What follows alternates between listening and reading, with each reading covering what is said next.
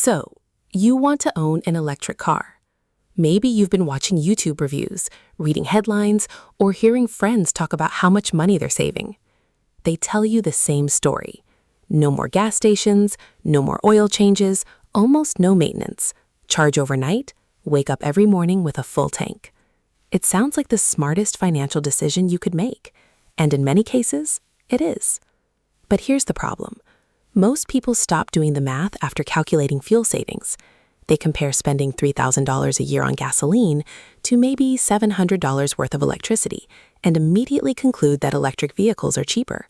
But that's only looking at one line in a much bigger spreadsheet. Because buying a car isn't just about what it costs to drive, it's about what it costs to own. Economists have a name for this, total cost of ownership, or simply TCO. TCO includes every dollar your car will quietly consume over the years: the purchase price, financing, insurance, electricity, maintenance, repairs, depreciation, charging equipment, taxes, registration, and eventually selling the car or replacing it. Only after adding all of those together can you answer the question that actually matters: which car leaves more money in your pocket? And surprisingly, the answer isn't always the electric one. Imagine two neighbors. Jake buys a brand new gasoline sedan. Sarah buys a similarly sized electric vehicle. Both spend about the same amount commuting every day. 5 years later, one of them has saved thousands of dollars. The other has quietly lost thousands more than expected. The surprising part? Neither of them made a bad decision. They simply drove different distances. Because when it comes to EV ownership, one number changes everything. Not horsepower, not battery size, not charging speed, not even electricity prices. Just how many miles or kilometers you drive every year. That single number determines whether your EV becomes an incredible investment or an expensive gadget sitting in your garage. And today, we're going to find that number. But before we calculate the break-even point, we need to understand why electric cars appear so cheap in the first place. Because the first bill everyone notices is the one they stop paying: gasoline. Let's start with the biggest selling point of every electric vehicle ever made: fuel savings. And this is where the economics first become very convincing. If you ask EV owners why they switched, most won't mention emissions or cutting-edge technology. They'll say something much simpler: I got tired of paying for gas. And economically, that's a powerful argument, because fuel is one of the few ownership costs you notice almost every week. Every trip to the gas station feels like money disappearing. An EV changes that experience entirely. Instead of filling up with gasoline, you're buying electricity. And electricity is almost always cheaper per mile. Let's look at a real example. Take a Tesla Model 3 rear-wheel drive. According to the U.S. Environmental Protection Agency, it consumes roughly 26 kilowatt-hours per 100 miles. The average residential electricity price in the United States is about 17 cents per kilowatt-hour. That means driving 100 miles costs around $4.40 in electricity. Now compare that to a gasoline sedan like the Toyota Camry. A typical Camry averages around 32 miles per gallon. With gasoline at roughly $3.50 per gallon, driving the same 100 miles costs nearly $11. That's a difference of almost 60%. And if gasoline prices climb higher, the gap becomes even larger. Now imagine someone driving 15,000 miles every year. The gasoline car spends roughly $1,640 annually on fuel. The EV, only around $660. That's nearly $1,000 saved every single year. Keep the car for 8 years, and you've saved close to $8,000 without changing your driving habits at all. No wonder EV advertisements love talking about fuel savings. It's real, it's easy to understand, and every time you drive past a gas station, it feels like you're winning. But here's where economics forces us to slow down. Because saving $1,000 a year sounds impressive until you remember something. Many electric vehicles still cost several $1,000s more than an equivalent gasoline car. If your EV costs $8,000 more upfront, then those annual fuel savings don't make you richer immediately. They're simply paying back the higher purchase price, 1 year at a time.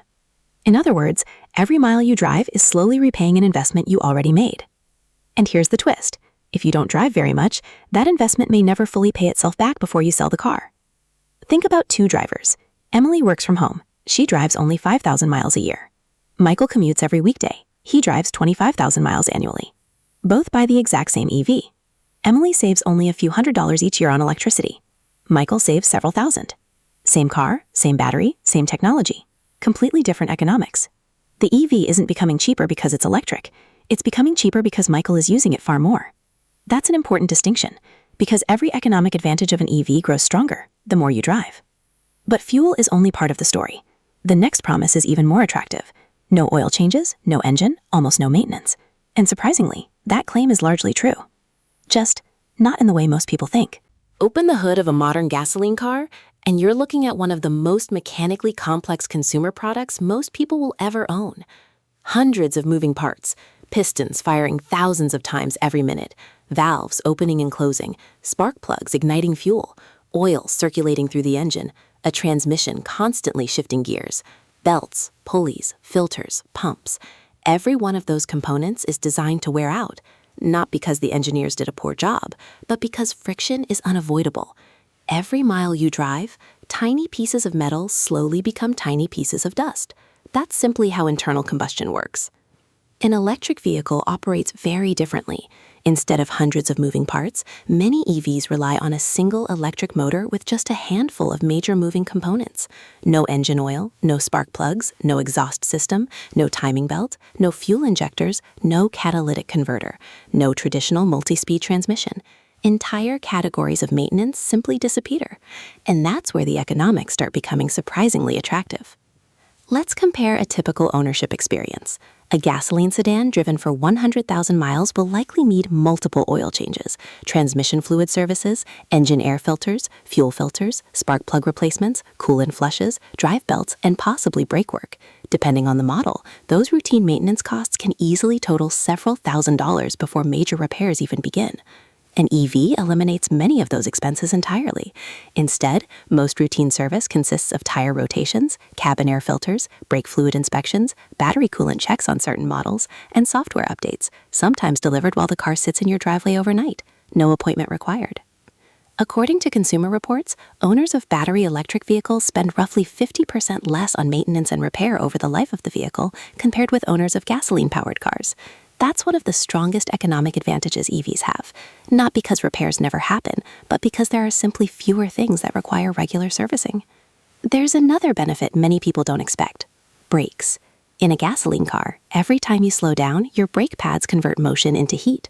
That friction slowly wears them away. Eventually, they need replacing. An EV does something different. When you lift your foot off the accelerator, the electric motor reverses its role. Instead of consuming electricity, it becomes a generator. The car slows down while sending energy back into the battery. This process is called regenerative braking. You're not just slowing the car, you're recovering energy that would otherwise be wasted. The result? Many EV owners drive well over 100,000 miles before needing their first brake pad replacement. For some, even longer. At this point, the economics seem almost too good to be true. Lower fuel costs, lower maintenance costs, fewer mechanical failures. It's easy to conclude that owning an EV must automatically be cheaper. But this is where the story takes an unexpected turn, because the biggest expense of owning any modern car usually isn't fuel, it isn't maintenance, and it isn't insurance. It's something most owners never notice until they try to sell the car: depreciation. And for electric vehicles, that single word can erase years of fuel savings in one unexpected transaction. Imagine buying a brand new electric vehicle for $50,000. You drive it for 3 years. You take good care of it, no accidents, low mileage, the battery is healthy. The car still feels almost new. Then you decide to sell it. You expect to lose some money. After all, every car depreciates. But when the dealer offers you $28,000, the economics suddenly feel very different. Because you didn't just spend money driving the car, you lost $22,000 simply by owning it. Depreciation is the largest hidden cost of car ownership, not fuel, not maintenance, not repairs. The moment a new car leaves the dealership, its resale value begins to decline. And historically, electric vehicles have often depreciated faster than many comparable gasoline cars. Why? Not because they're unreliable, but because technology moves incredibly fast. Think about smartphones. A flagship phone from 5 years ago still works, but compared to today's models, it has a slower processor, a weaker camera, a smaller battery, and fewer software features. Now imagine applying that same pace of innovation to a car. Every year, manufacturers introduce longer driving range, faster charging, more efficient batteries, better driver assistance systems, improved software. A used EV isn't just competing against other used cars, it's competing against a brand new model that's often significantly better than the one sold only a few years earlier. That puts downward pressure on resale values. A real-world example made headlines in 2023. Tesla repeatedly reduced the prices of its new vehicles. For buyers of new Teslas, that was great news. But for existing owners, it had an unexpected consequence. Used Tesla prices fell dramatically almost overnight. Someone who purchased a Model Y or Model 3 just months earlier suddenly discovered that their vehicle was worth thousands of dollars less, not because of wear and tear, but because the manufacturer lowered the price of a brand new one. Nothing about the car had changed. The market had. And here's the economic lesson. Depreciation doesn't care how much you saved on electricity. If your car loses an additional $5,000 to $10,000 in resale value compared to what you expected, years of fuel savings can disappear instantly. Imagine saving $1,000 per year on charging instead of gasoline. That feels fantastic, until depreciation quietly takes away 5 years of savings in a single resale transaction. That's why economists always focus on total cost of ownership, not monthly fuel bills, because the biggest expenses are often the least visible. Now, to be fair, this story is evolving. As EV adoption grows and battery technology matures, depreciation trends are beginning to stabilize for many models. Some vehicles, especially those with strong reliability records and access to Tesla's supercharger network, are holding their value better than they did just a few years ago. Meanwhile, certain gasoline vehicles are also experiencing steep depreciation due to changing consumer preferences. In other words, depreciation isn't an EV problem, it's a market problem. But EVs have been more exposed to it because innovation has been moving at an extraordinary pace. So far, we've uncovered one major strength, lower operating costs, and one major weakness, potentially higher depreciation. But there's one question that still scares many potential buyers more than anything else. What happens if the battery fails? Because unlike replacing an engine oil filter, replacing an EV battery can cost thousands of dollars. Is that fear justified, or is it one of the biggest misconceptions surrounding electric vehicles? Let's look at the numbers. Ask someone why they're hesitant to buy an electric vehicle, and chances are they'll mention one thing: the battery. Not charging, not range, the battery itself. Because they've heard stories about battery replacements costing $10,000, $15,000, even $20,000. On the surface, that sounds terrifying. Imagine buying a car to save money, only to receive a repair bill that's worth half the value of the vehicle. But here's where perception and economics begin to diverge. Think about gasoline cars. Very few people refuse to buy one because the engine might fail, even though replacing an engine can also cost $8,000 to $15,000. Why? Because catastrophic engine failures are relatively rare. We understand that risk. We've lived with combustion engines for over a century. Electric vehicles simply haven't had that same luxury of familiarity. So every battery failure becomes a headline, while millions of healthy batteries quietly go unnoticed. The data tells a very different story. According to multiple large-scale studies, including research from companies that monitor EV battery health, most modern EV batteries retain around 85 to 90% of their original capacity after 150,000 to 200,000 miles. That's far longer than many people expect. In fact, many owners sell the car long before the battery becomes a serious concern. Manufacturers know this, which is why most EVs sold today include battery warranties of around 8 years or 100,000 miles. Some offer even longer coverage. That warranty doesn't guarantee the battery will stay perfect. Instead, it usually guarantees that battery capacity won't fall below a certain threshold, often around 70% during the warranty period. In other words, the manufacturer is betting that catastrophic battery failure will be uncommon, and that's a bet they're willing to put billions of dollars behind. But batteries do degrade. That's unavoidable, just like smartphone batteries. The question isn't whether they lose capacity, it's how quickly. Suppose your EV originally offered 300 miles of range. After 10 years, it might deliver 270 miles, or perhaps 255. For many drivers, that changes almost nothing about their daily commute. A person driving 40 miles to work and back each day won't even notice. The battery has technically degraded, but economically, the car is still doing its job. Now let's imagine the worst-case scenario. A battery actually needs replacement. Yes, it can be expensive. Depending on the model, costs can range anywhere from $8,000 to well over $20,000. But here's the twist. The overwhelming majority of owners never pay that bill, because by the time such a replacement becomes economically necessary, many vehicles are already approaching the end of their ownership cycle. Some are traded in, some are sold, some continue operating with reduced range because the owner simply doesn't need the original capacity anymore. Replacing the battery isn't always the rational financial decision, just like replacing an engine in a 20-year-old gasoline car often isn't. This reveals something fascinating about ownership economics. people tend to focus on the largest possible expense, not the most probable one. It's called availability bias. We remember dramatic stories. A viral post about an $18,000 battery replacement spreads across the internet in hours. The millions of EV owners who never replace their batteries rarely make the news. Economically, probability matters more than possibility. So we've now identified the biggest pieces of the ownership puzzle: lower fuel costs, lower maintenance, potential battery risk, and depreciation. Now it's finally time to answer the question every buyer really wants to know. At what point does an electric vehicle actually become cheaper than a gasoline car?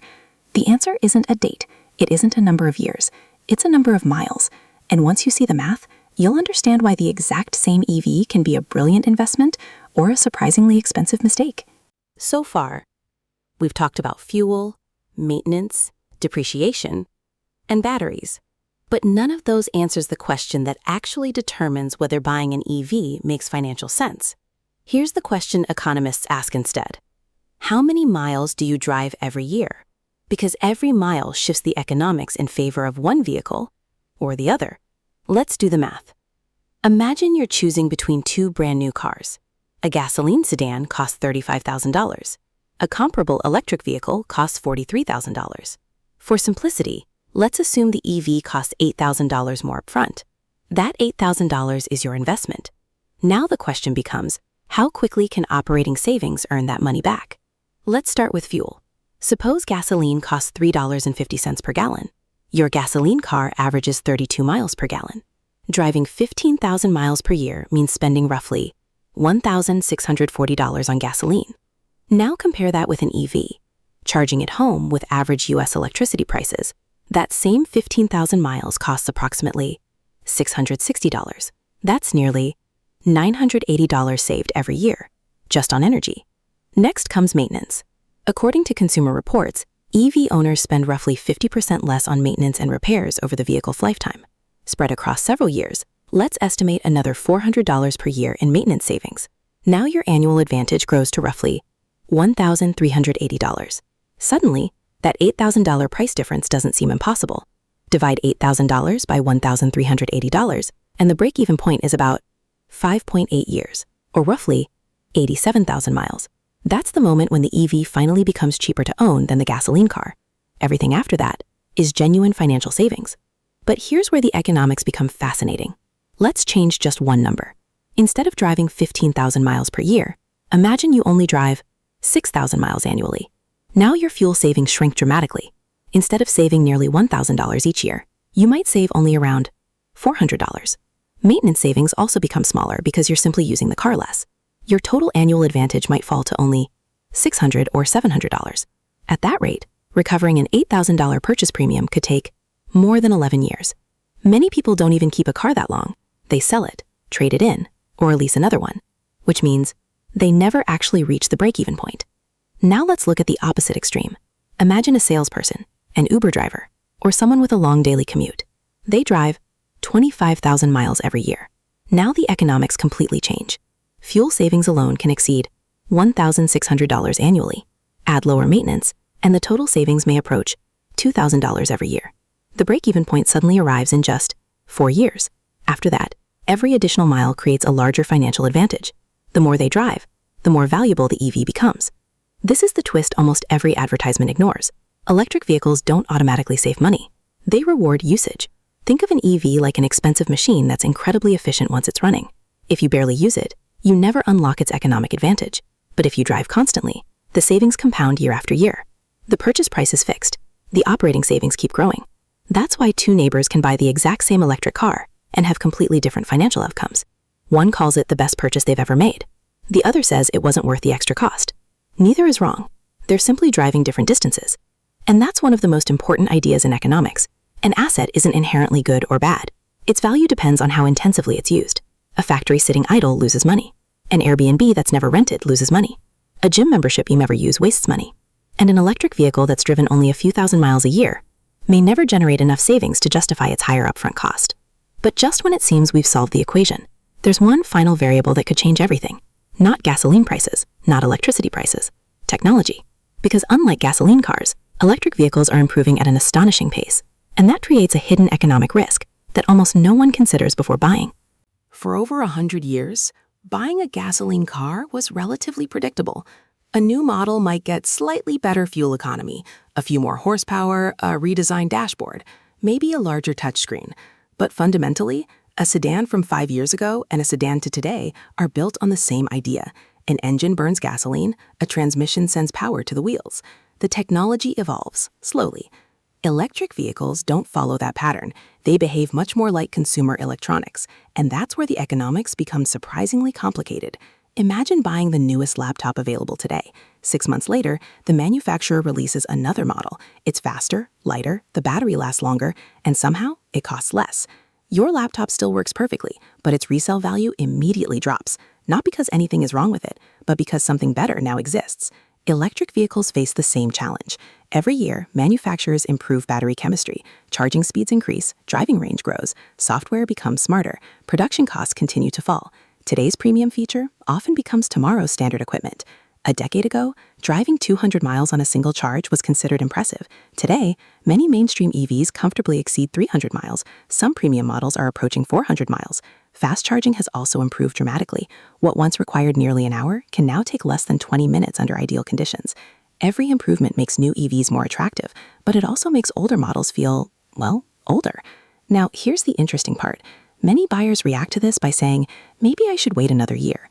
After all, if batteries are improving so quickly, wouldn't next year's model be a better deal? Economically, that sounds reasonable, until you remember something economists call opportunity cost. Opportunity cost is the value of what you give up by waiting. Suppose an EV could save you $1,500 per year in fuel and maintenance. If you postpone buying for 3 years, waiting for better technology, you might save a few $1,000s on the purchase price, but you've also given up roughly $4,500 in operating savings. Meanwhile, you've continued buying gasoline, paying for oil changes, and maintaining an aging combusting engine. Waiting isn't free. It has a cost, just like buying too early has a cost. This creates a fascinating economic paradox. Buy too early, and you risk faster depreciation as technology advances. Wait too long, and you lose years of potential savings.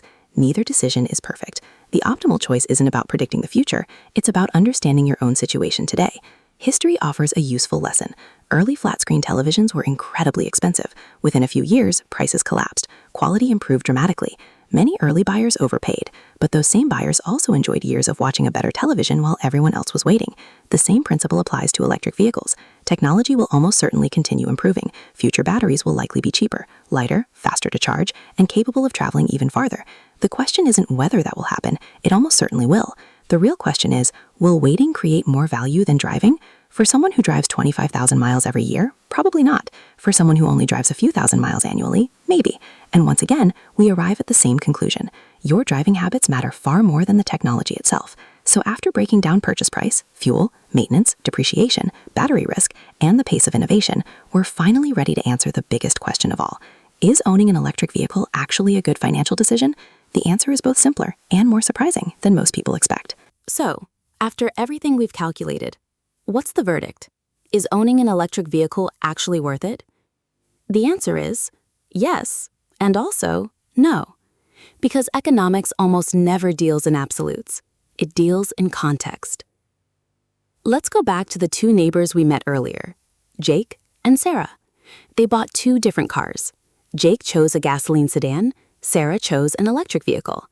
At first glance, Sarah seemed to spend more. Her purchase price was thousands of dollars higher. Friends questioned her decision. Family members told her she would never recover the extra cost. For the first year, it almost looked like they were right. Then the miles started adding up. Month after month, she skipped gas stations. She skipped oil changes. She spent less maintaining her car. 5 years later, the higher purchase price wasn't the story anymore. The operating savings were. The investment had finally paid for itself. Now imagine a different owner. Emily works from home. Most weeks, her car barely leaves the driveway. She drives fewer than 6,000 miles a year. She also buys an electric vehicle, but unlike Sarah, those fuel savings arrive very slowly. Years pass, the battery ages, new models enter the market, depreciation continues. Eventually, she sells the car before ever reaching the break-even point. She didn't make a bad purchase. She simply bought an asset whose biggest advantage she never fully used. That's the lesson. People often ask, is an EV cheaper than a gasoline car? But that's the wrong question. The better question is an EV cheaper for someone who drives like me? Because ownership economics are personal. The same vehicle can be an outstanding financial decision for one family and a disappointing one for another. This is something economists see everywhere. A warehouse only creates value when inventory moves through it. A restaurant only becomes profitable when tables stay occupied. A rental property only earns money when tenants actually live there. Utilization creates value. Idle assets destroy it. An electric vehicle follows exactly the same rule. The more you use its efficiency, the more valuable that efficiency becomes. And perhaps that's the biggest misconception surrounding EVs. People argue about brands, battery size, charging speed, horsepower, range, touchscreens, self-driving features. Those things matter, but financially, none of them matters as much as one surprisingly ordinary statistic: your annual mileage. That number quietly determines almost everything. How much fuel you'll avoid buying, how much maintenance you'll avoid paying, how quickly you'll recover the purchase premium, and whether the EV ultimately costs less or more than the gasoline car sitting next to it. Because in the end, owning an electric vehicle isn't really about electricity. It's about total cost of ownership. The sticker price tells you what the car costs to buy. TCO tells you what it costs to live with. And those are rarely the same number. The cheapest car on the dealership lot may become the most expensive one to own, while the more expensive car may quietly save you thousands over the next decade. That's why economists don't ask, how much does it cost? They ask, compared to what and over how long? So the next time someone tells you EVs are always cheaper, or gasoline cars are always the better deal, you'll know the truth. Neither statement is correct. The winner isn't determined by the badge on the hood or the technology under the floor.